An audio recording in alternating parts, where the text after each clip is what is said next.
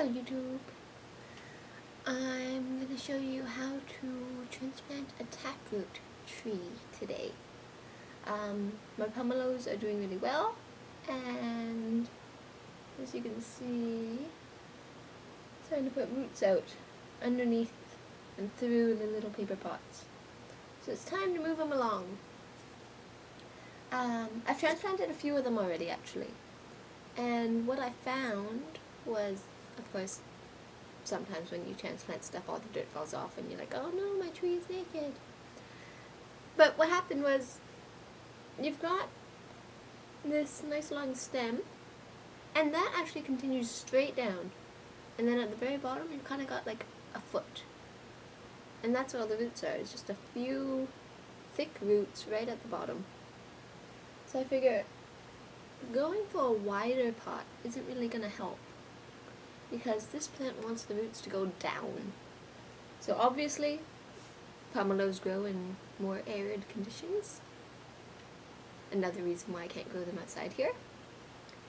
And so what I've done is I've just been trying to find things around the house that I could plant stuff in.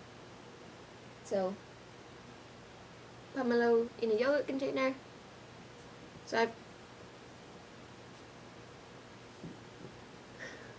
I've planted at the same depth, so the paper pot went down about that far, and then this is all just fresh soil for the roots to expand. So I've done that. I've tried this, which is a little bit awkward. I made a really tall paper pot. It works. It doesn't stand up very well because it's kind of tall and floppy. And the main problem is that the original pot is the exact same width. So if you can see here, this is the top of the new pot, and I've just sort of wiggled the original pot into it. So that took a little bit of effort, yes. What I found works the best are pop cups. Nice and tall, paper so you can poke the holes in the bottom nice and easily. Absorbs water through the bottom too, so it's great. Only problem is, I don't eat out very often. I've got a total of 5 paper cups. So pop and coffee. Like I've got, what, 3 coffee and 2 pop. And that's since like February. So I don't eat out very much. I like to make stuff at home. Again, I'm cheap. I think I have dirt in my hot chocolate. Minerals. So what I'm doing today is I found 2 plastic bottles. Yeah, so one of them was a water bottle. Dropped it off. One of them was energy drink type bottle. Dropped it off again. And I poked holes in the bottom. So I'm going to plant a few more of these pomelos. There's only 2 more right now that have the roots poking at the bottom that I know of. So yeah, so I've got the entire house on the lookout for tall paper cups. I need as many as I can get. So we'll just start off by putting some dirt in here. And I figure having these clear plastic bottles will actually probably be a good thing. Then I can see when the roots are coming down, when they reach the bottom. Don't know how it's going to be getting these out of here though. I've tried to cut it so that I cut. So it's got a nice wide top. Like this one, see it's got a very narrow spot here, so I cut below that. So let's get that soil down. And we'll get our bestest buddy, our wonky upside down one with the leaves coming out of the dirt. And what I do is I just sort of tear the pot a little bit And then you can just peel it off.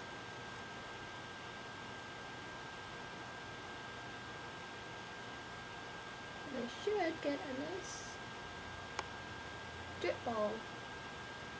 This is the harder part now, because now I have to deal with the roots that come out the bottom. I'm just sort of working my way around, unfolding where the paper was folded under. See, this is working fairly well because these actually haven't been in these paper pots very long.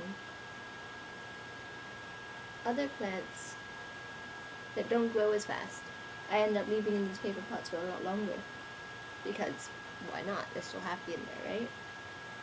No point putting it into a bigger pot if it doesn't need it yet.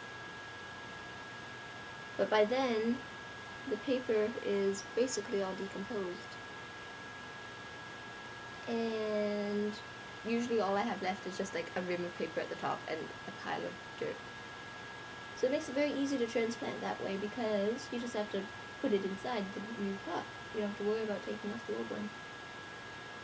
I could just transplant these directly in, like I could just pop the whole paper pot in. But as you saw, there's only a little bit of root that actually came out to the bottom of the pot. And as you will see in a minute, there are a lot more roots than that. So they can get through the paper. It's easier if they don't have to. Right. So, pile of dirt. And there's all the roots in there. So a nice long root. This one is the one that was poking through the paper. It wants to go down. And then there's a few little scraggly roots around it. So I'm not going to destroy the dirt ball right now because this one's actually staying pretty stable. But what is actually happening is you've got these roots at the bottom here and nothing from about there to the top. There's just one solid root going straight down and then a bunch of little roots at the bottom. So, take this and very gently drop it into his new house.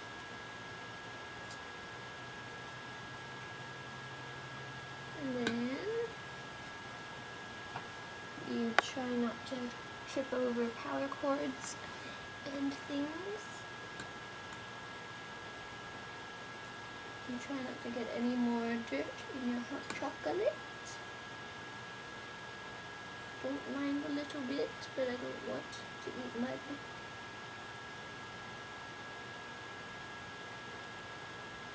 I'm not a fan of eating dirt. That's why I grow plants. Plants can eat the dirt. I will eat the plants. So I'm just making sure that there's dirt all around the edges, because the paper pot was just a little bit narrower than this plastic one. I'm not packing it down very hard at all because the water will wash it in. I do want to make sure though that it's buried at approximately the same depth. This one is easy to tell because he's got the little funny leaves coming out the bottom. Right. So, here's this guy.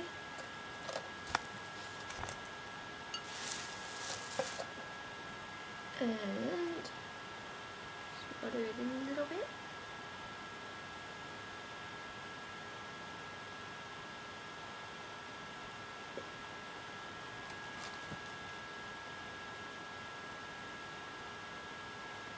And I can actually see there's a really big air bubble in here.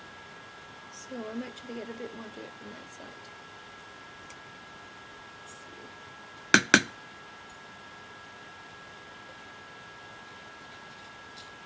There we go. A little bit more dirt.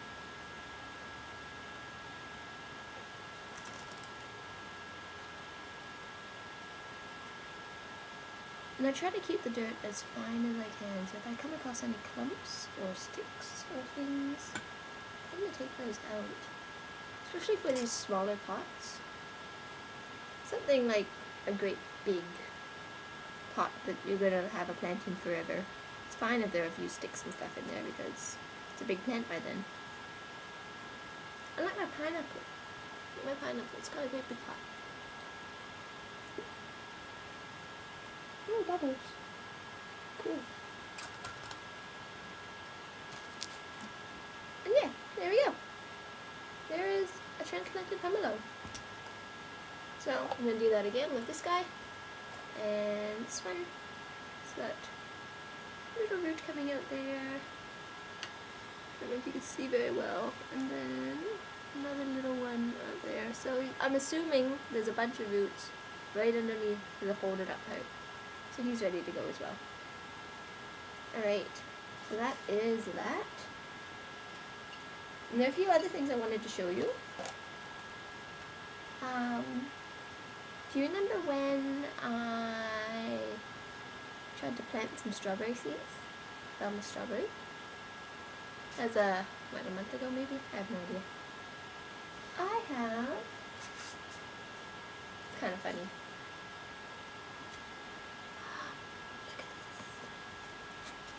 One little tiny plant, and then there's another one up here.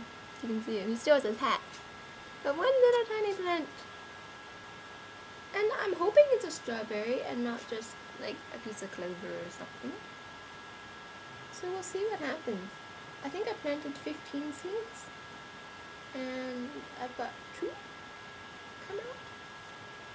So what? It's like 10 or 12% germination rate.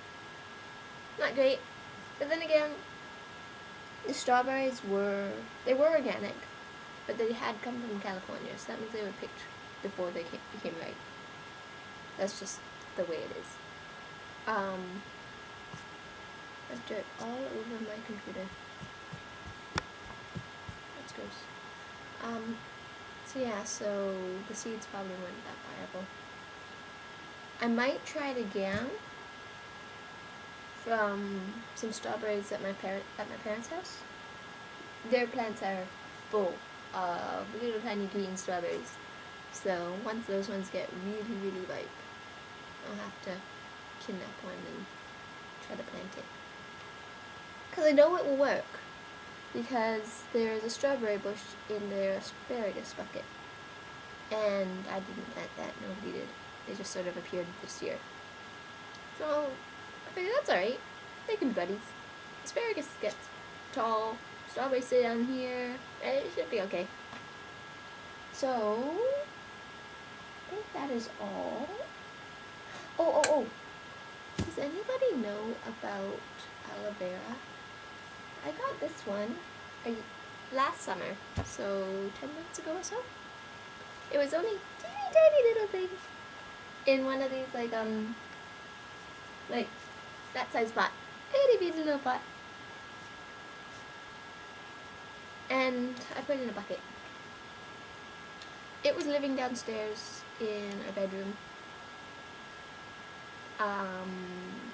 But I brought it upstairs because it wasn't getting very much light. And I was dumb and I put it on the windowsill. I thought, that's a nice spot for a plant. Let's go on windowsills, right? And then he started turning purple. And I think it may have gotten cold. Because it has been getting down to like 6 degrees, which is low 40s in Fahrenheit. And that sucks because it makes my tomato plants look really, really sad and sick outside. But yeah, so he's purple. And let's see if we can see that very well. But like he's got like purple hues in all his branches.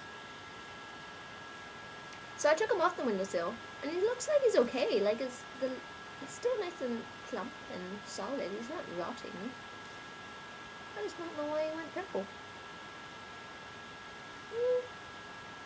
I'm hoping that, don't tell him, I might harvest a few of his limbs this year.